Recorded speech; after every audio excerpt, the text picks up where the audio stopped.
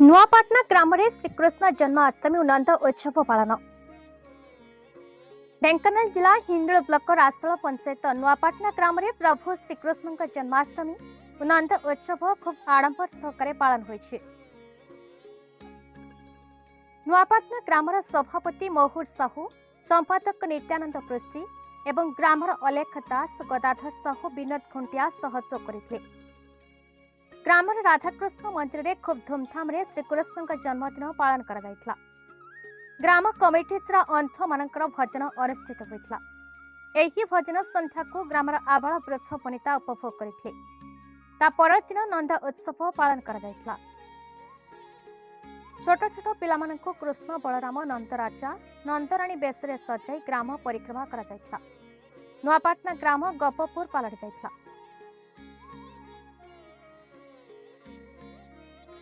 हिंदुल Prabhas Khuntia report बीई news Odisha.